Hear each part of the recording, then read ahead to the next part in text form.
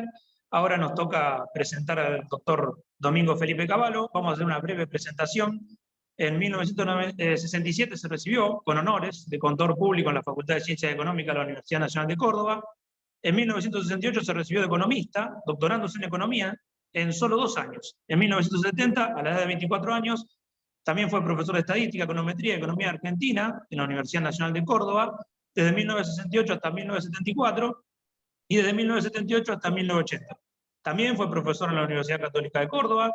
En 1970, a los 24 años, solamente fue nombrado director del Banco de Córdoba y posteriormente vicepresidente del mismo banco. En 1977 logró un segundo doctorado, esta vez por la Universidad de Harvard, y ha sido galardonado con numerosos doctoros honoris causas de universidades como la Universidad de Bolonia, París, Turín, y Ben Gurión y Génova. El doctor Domingo Felipe Cavallo fue designado en 1970 director del Banco de la Provincia de Córdoba y en 1972 fue ascendido a vicepresidente de dicha entidad. En 1982 fue nombrado subsecretario del Ministerio del Interior del Gobierno Nacional y presidente del Banco Central de la República Argentina.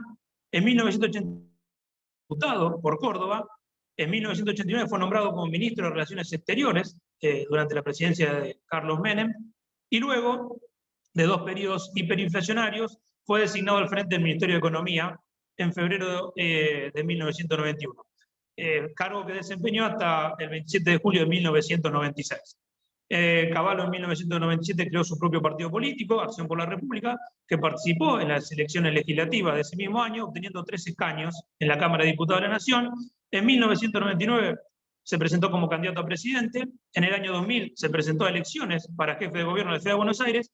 Y en el 2001, durante la presidencia de Fernando de la Rúa, fue convocado nuevamente para hacerse cargo o para ponerse al frente del Ministerio de Economía.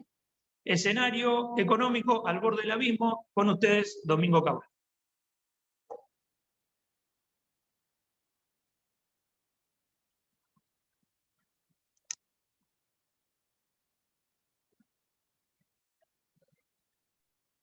A ver, ¿se escucha?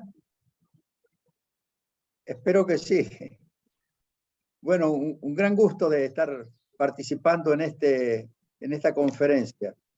Lo único que el título, La economía al borde del abismo, creo que lo pusieron ustedes.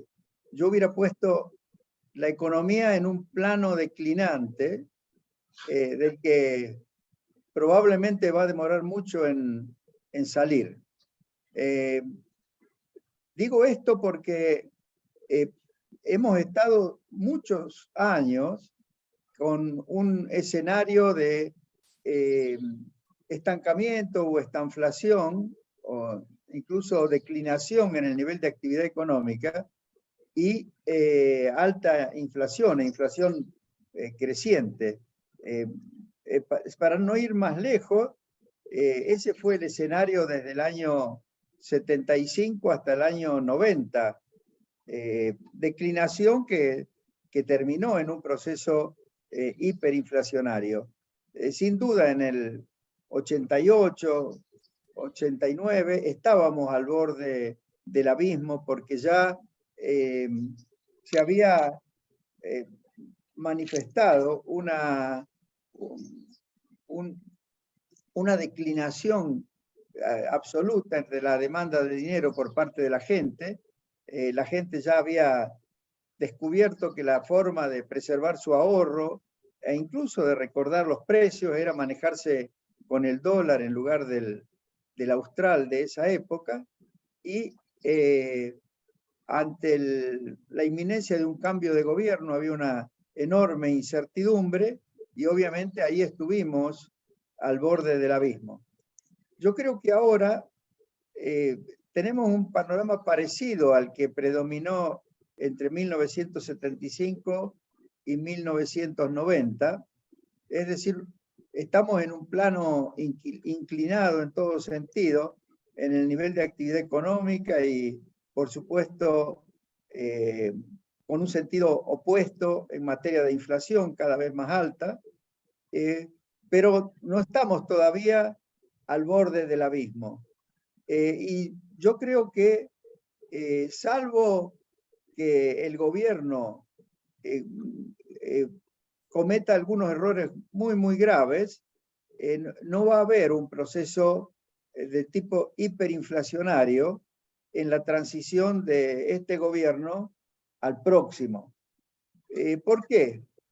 Porque dentro de todo, con todos estos controles que tiene cambiarios de precios, el gobierno logra mantener la tasa de inflación, yo creo, en alrededor del 6% mensual, y la gente no tiene la sensación de que debe escaparse totalmente del peso, porque el gobierno ha empezado ahora a subir las tasas de interés y se ubican un poco por arriba del ritmo de devaluación en el mercado oficial, y eso más o menos mantiene a la gente, digamos, depositando sus pesos en el sistema bancario.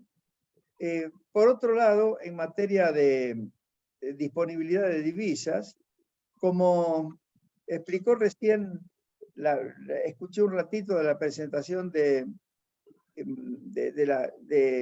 Diana Montino, el gobierno lo que está haciendo es una administración del mercado cambiario, cosa que no es lógica desde el punto de vista de una buena organización económica, y cada vez va a traer más inconvenientes de asignación de recursos, va a dificultar exportaciones, va a dificultar aumento de la productividad, va a dificultar inversiones, pero logran sortear la escasez de divisas, racionando a quién le venden, a cuánto le venden.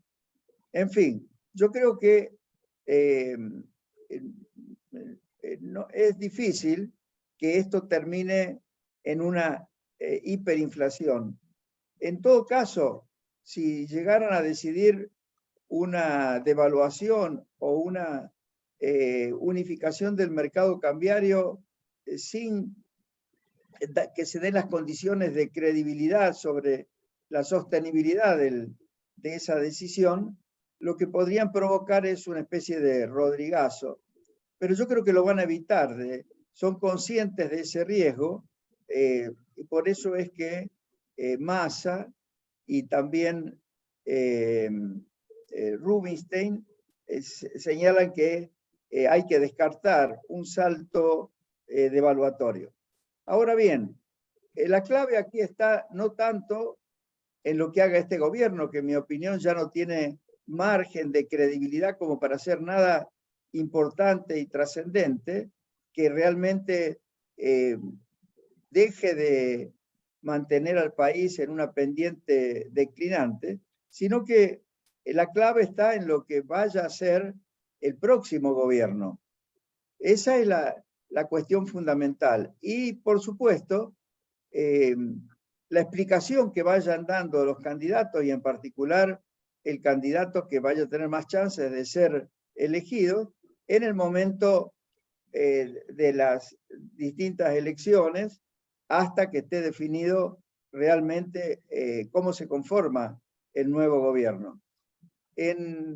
Yo creo que la actitud que están tomando los candidatos de la oposición es una actitud de contribuir a que no haya un descontrol total de la economía, porque hablan de que van a adoptar medidas de reorganización económica integral y que van a hacer los anuncios desde el primer momento, aunque se sabe que la implementación siempre va a tomar tiempo, y que en definitiva van a converger a la unificación del mercado cambiario, pero sin que el proceso ese sea traumático, sobre todo si el conjunto de anuncios de reorganización económica que hagan y las acciones inmediatas que emprendan vienen enderezadas a reducir el gasto público y ajustar de manera sostenible las cuentas fiscales, y yo creo que también eliminando impuestos distorsivos, algo de lo que no hay que olvidarse.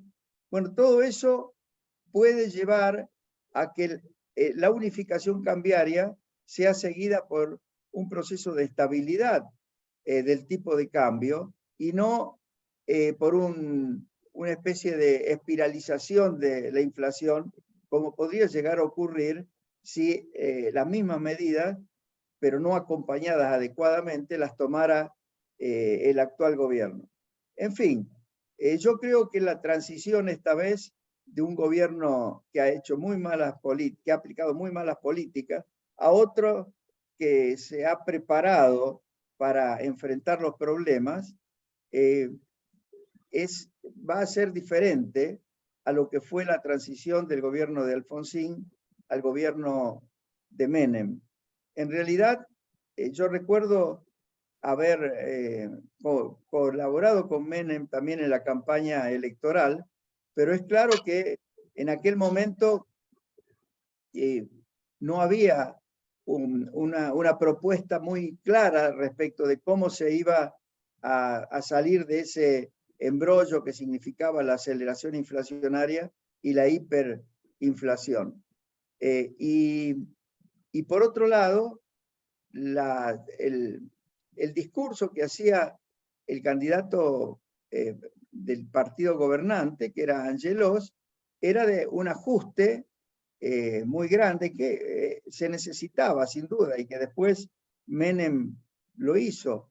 Pero esa contradicción entre lo que pregonaba el candidato del partido gobernante y lo que estaba haciendo el gobierno en la práctica, planteó una especie de contradicción que además se acentuó cuando Angelos pidió la renuncia de todo el equipo económico de Azurruil y la economía pasó a estar en manos de gente que no tenía la formación ni la capacidad para poder manejar la economía. Y de ahí es que se produjo el fenómeno de hiperinflación. Yo creo que esta vez ese curso se va a evitar. Yo creo que la ventaja que hay en esta oportunidad, pese a todas las dificultades que existen y pese a la pesada herencia que va a recibir el próximo gobierno, pero el hecho de que el próximo gobierno se esté preparando para enfrentar los problemas y capitalice un poco también la experiencia de los errores que el PRO o el Cambiemos cometió en el periodo en que fue presidente el ingeniero Macri. Pues bien, yo creo que esa conjunción de factores pueden evitar que Argentina caiga nuevamente en un proceso hiperinflacionario. En realidad, si me permite, voy a tomar agua porque...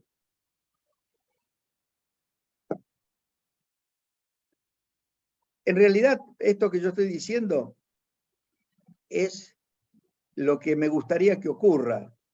Y yo estoy, cuando me hacen consultas, porque los distintos equipos que están trabajando, preparando políticas económicas para el futuro, sobre todo la reorganización integral de la economía, me piden la opinión y me explican sus ideas y yo trato de ayudarlos a todos ellos a que realmente estén bien preparados cuando vayan a hacerse cargo de la economía. Además, está el caso de Milei, al que yo valoro mucho, sobre todo porque ha metido las ideas de la libertad a nivel de los jóvenes, algo que era impensado.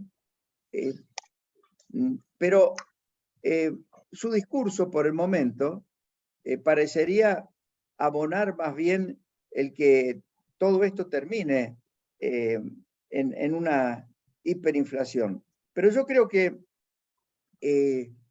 en definitiva lo que Milei está tratando de lograr es que se tome conciencia de los riesgos que hay en el futuro. Y me parece que cuando se conforme el próximo gobierno, en el cual también Milei me parece que va a tener algún tipo de participación, porque va a tener seguramente un bloque de diputados importante, y si el candidato que gane la elección sea el del, vaya a ser el de Juntos por el Cambio, yo creo que va a ser imprescindible que se pongan de acuerdo con Milei para aplicar una política razonable de reorganización de la economía y que apunte a un plan de estabilización con capacidad de ser exitoso. Por supuesto, esa reorganización de la economía va a tener que tener mucho de mercado y poco de Estado, o de Estado cumpliendo sus funciones realmente imprescindibles y dejando de intervenir en todo lo que sean los mercados y todo lo que sean la actividad o las cuestiones que son de la órbita privada. Por supuesto, esto significa una gran reforma del Estado, no solo a nivel nacional, sino también en las provincias y yo diría hasta en los municipios. Por eso es muy importante que los dirigentes de la oposición que se están preparando para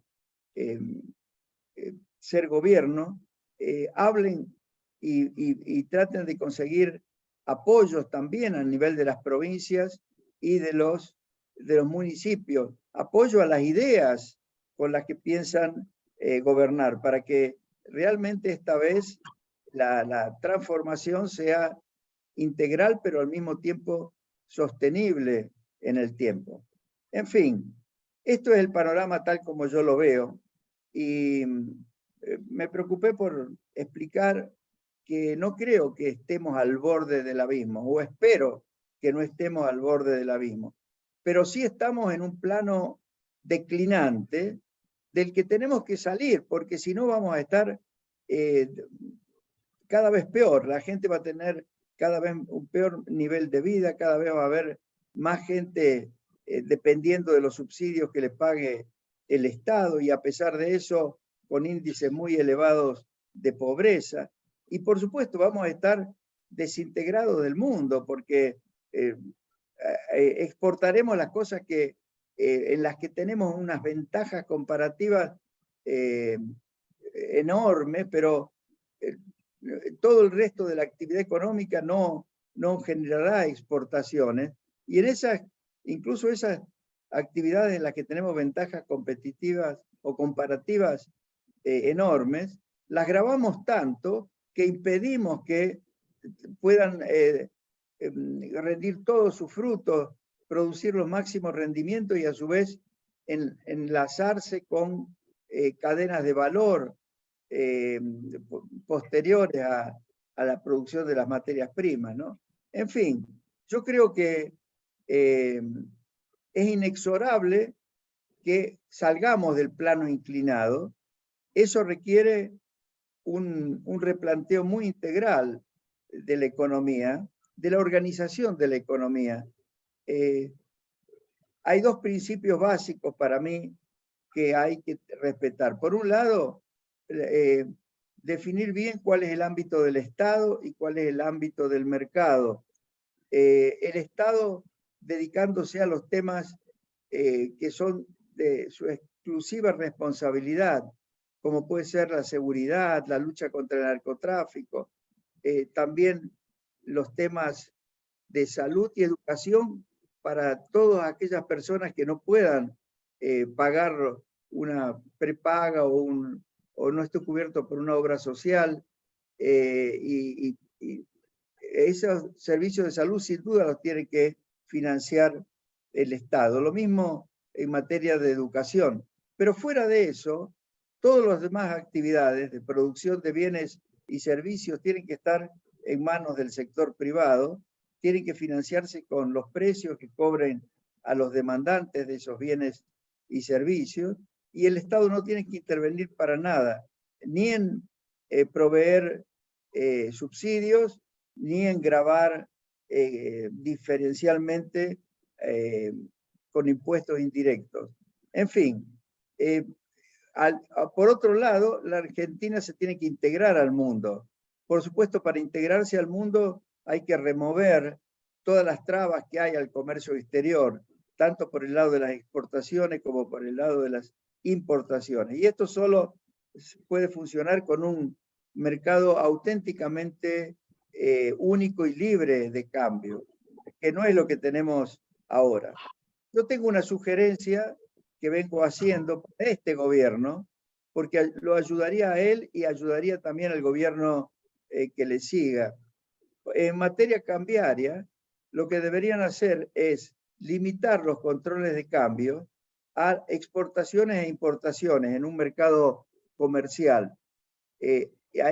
Y todas las demás transacciones, derivarlas a un mercado totalmente libre, en el cual el gobierno no intervenga.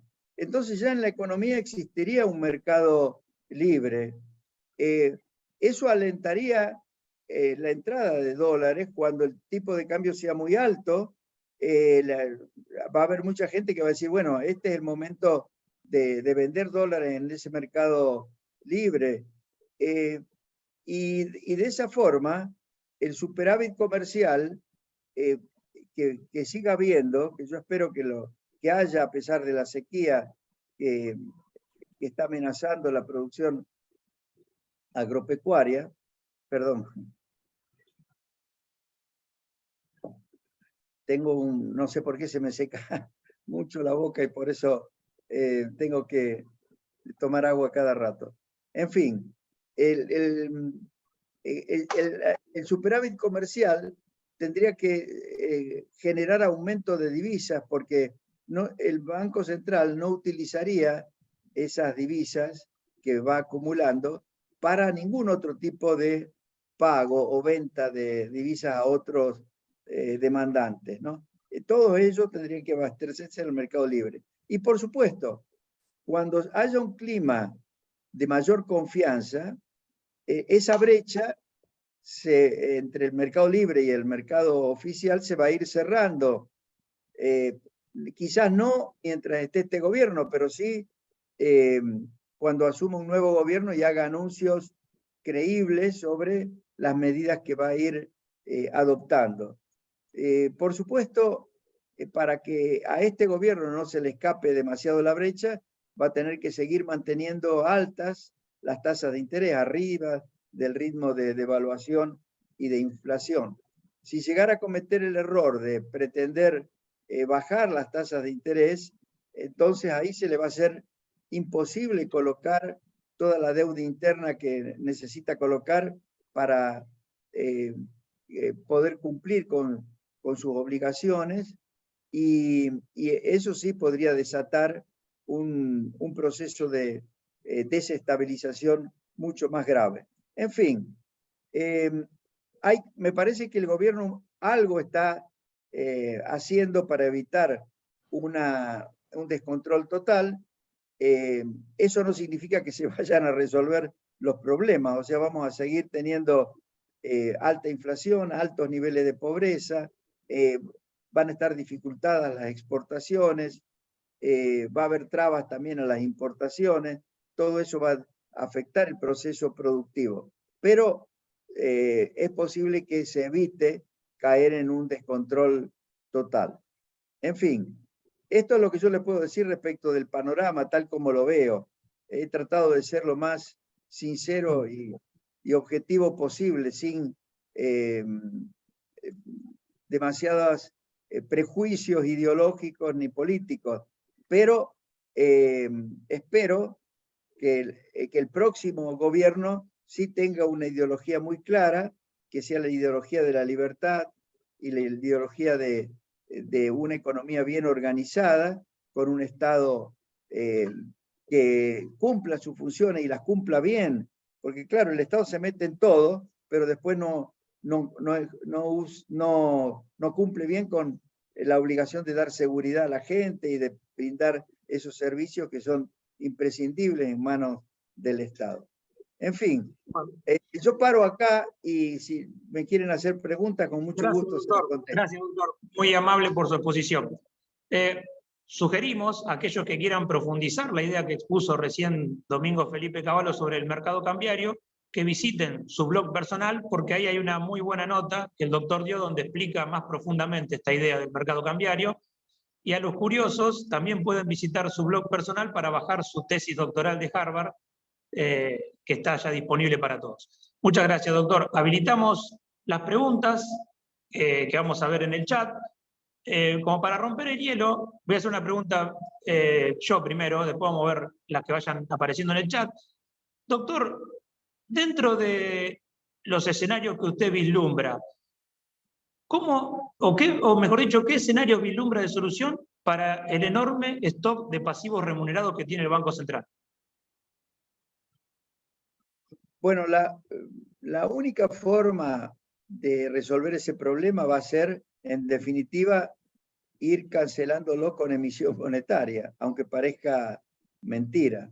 Pero eso se va a dar en un contexto en el que esa emisión monetaria que va a cancelar o va a ir reduciendo el stock del ELIX, tiene que ser en un contexto en donde haya aumentado la demanda de dinero porque las expectativas sean de que la inflación va realmente a disminuir. Yo creo que un paso intermedio, que no le gusta a los bancos, pero yo debo decirlo, también lo he mencionado en mi blog, sería que reemplacen a las LELIQs por encajes remunerados. Es algo más o menos equivalente, porque en definitiva el encaje remunerado es también un pasivo remunerado. La diferencia es que para que los bancos compren las LELIQs le tienen que pagar una tasa de interés que guarde relación con la tasa general de interés del mercado, es decir, también aquella a la que los bancos prestan a los particulares y por supuesto la que pagan a los depositantes, mientras que con el encaje remunerado, el Banco Central tiene más autonomía para ir reduciendo la tasa de interés que paga sobre los encajes remunerados. No está necesariamente atado a tener que pagar la misma tasa que tiene que tratar de que reciban los ahorristas para que se mantengan en pesos, ¿no? En fin, eso es una medida que pueden ir tomando, pero en definitiva el stock del ELIC se va a terminar transformando en emisión monetaria. La cuestión es que cuando se vaya transformando en emisión monetaria, haya suficiente demanda de dinero en términos reales, cosa que se puede conseguir solo si empiezan a establecerse expectativas de disminución de la tasa de inflación y sobre todo una expectativa fuerte de avance hacia una estabilidad rápida en la economía, ¿no? Cuando se anuncia un plan de estabilización que tiene visos de ser exitoso, se produce lo que se llama una remonetización de la economía. Es decir, la gente ya no está desesperada por sacarse los pesos de encima, incluso puede aumentar la demanda de pesos, sino en forma de billetes o de cuentas a la vista, pero por lo menos en forma de cuentas de ahorro y cuentas a plazo fijo. Ese proceso de remonetización facilita el que se puedan ir liquidando el stock del ELIX, ¿no? Pero por supuesto eso recién se va a lograr cuando se ponga en marcha un plan de estabilización. Yo no creo que el tema del stock del ELIC se pueda arreglar transformando a las LELICs en bonos a mediano y largo plazo, porque en realidad las LELICs son parte de la liquidez que tiene y necesita el sistema bancario para poder atender cualquier salida de depósitos y por lo tanto no es realista pensar que se va a emitir un bono y se va a colocar ese bono dentro en los bancos, porque entonces directamente los bancos se quedarían sin la liquidez necesaria para afrontar eventuales retiros de depósito. Doctor, usted mencionó durante su charla que algunos equipos económicos lo consultan. ¿Usted le sugiere a esos equipos económicos ir hacia un plan de convertibilidad o más aún ir hacia una dolarización? Ese es un tema que no se puede plantear in abstracto y de antemano. Por de pronto, para pensar en la estabilidad del tipo de cambio, primero hay que lograr la unificación de un mercado cambiario, cosa que es un proceso que no se logra de la noche a la mañana, tiene que estar acompañado por un conjunto de medidas y anuncios que hagan que esa unificación no provoque una especie de rodrigazo, ¿no? Como expliqué antes. Una vez que se ha unificado el mercado cambiario y que la gente está utilizando indistintamente el peso y el dólar para todo tipo de transacciones, incluida la intermediación financiera, como ocurre, por ejemplo, en Perú. En estos días ha habido discursos de Julio Velarde muy claros. En todo caso, si después le interesa, lo puedo explicar. Pero una vez que se unifique el mercado cambiario y que esté funcionando la economía con dólares y con pesos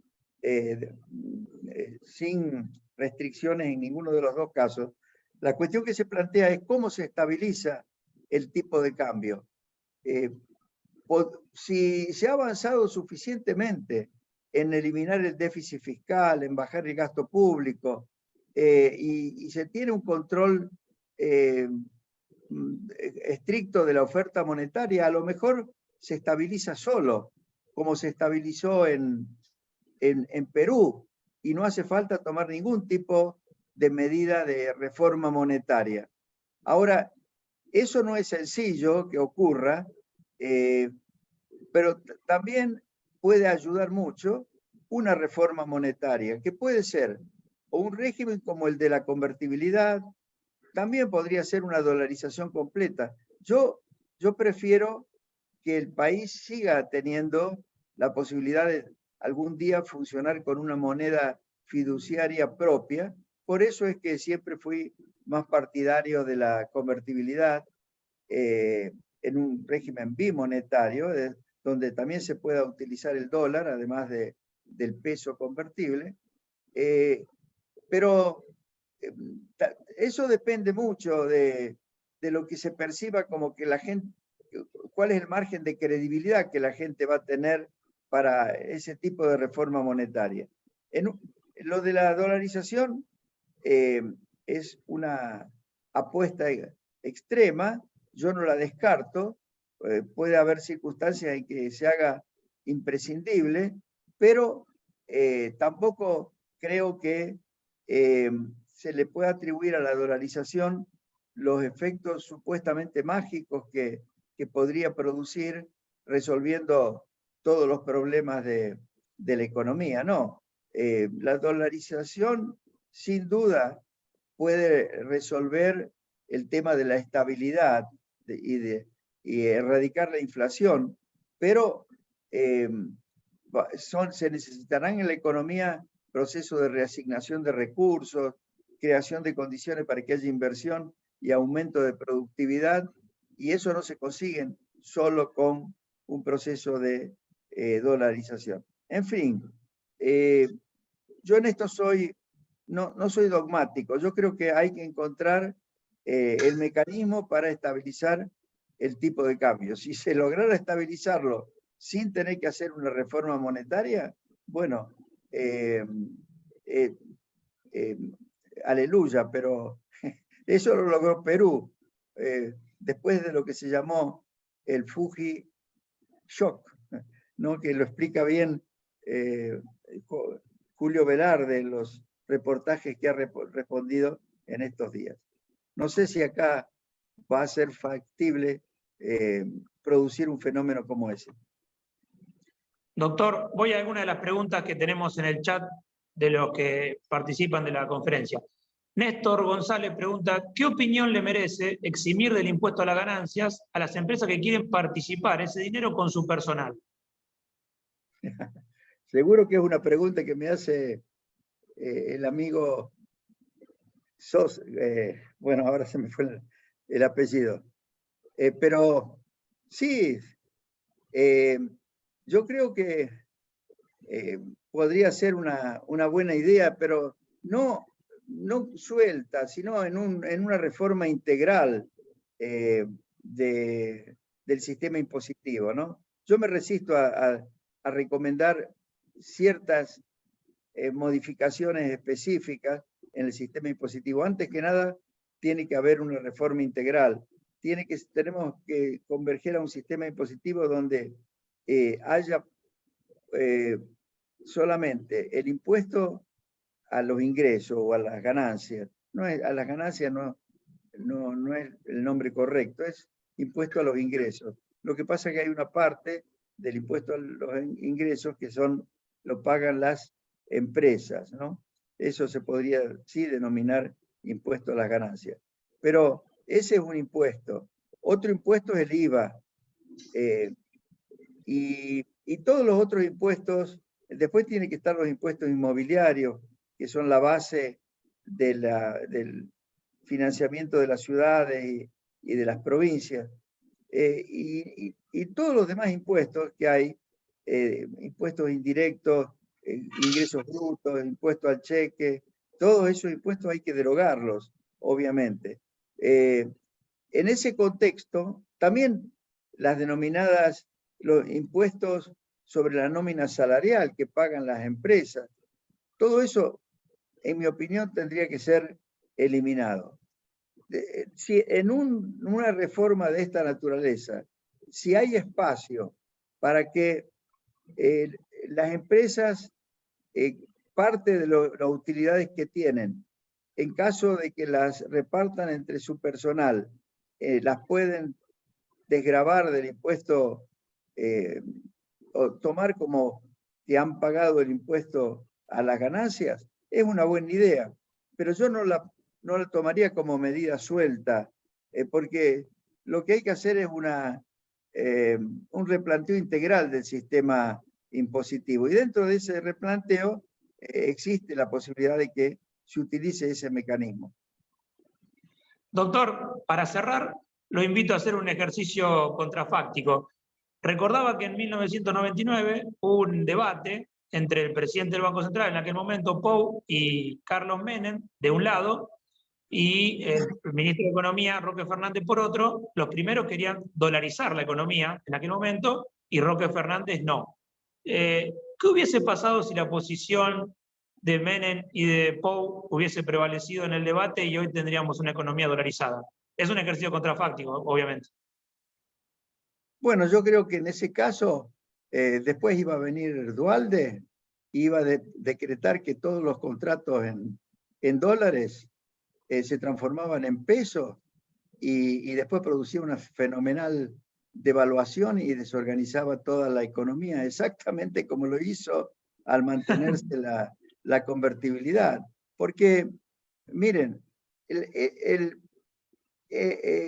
la convertibilidad no fue abandonada porque no se haya dolarizado la economía, todo lo contrario, fue abandonada porque estaba dolarizada la economía. Querían desdolarizar, pero compulsivamente.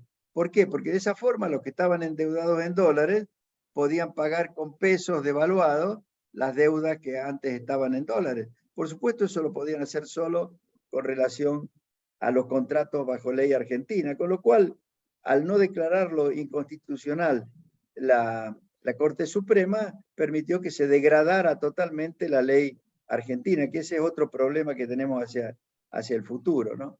Pero yo creo que se exagera al sostener que si hubiera estado totalmente dolarizada la economía, no se hubiera producido la crisis del 2001-2002. No, yo creo que posiblemente se hubiera producido más rápido la crisis del 2001-2002. Ahora, por supuesto, en el, o no hubiera sido diferente, no hubiera sido diferente porque la convertibilidad era prácticamente era la dolarización, porque por otro lado se podían hacer todas las transacciones y todos los contratos en dólares. Ahora, si se hubiera dolarizado, todos los depósitos bancarios iban a estar en dólares y todos los préstamos en dólares. Y por supuesto, la idea de licuar los pasivos, si se mantiene el dólar, no se pueden licuar. Pero ahí estaba todo el lobby que quería sacarse de arriba las deudas, aún a costa de desvalorizar a los ahorristas. Y entonces el incentivo a hacer lo que finalmente hicieron en enero del 2002 hubiera sido igual o incluso mayor, porque hubieran dicho, tenían un argumento, y es que la dolarización decidida por ley también se puede cambiar por ley, mientras que con la convertibilidad no había base para decir que era constitucional abandonar la convertibilidad como se la abandonó, porque en ese caso la gente que había elegido el dólar como moneda lo había hecho voluntariamente, nadie se lo había impuesto, ¿no? Entonces, para mí fue absolutamente inconstitucional lo que se hizo en el año 2002.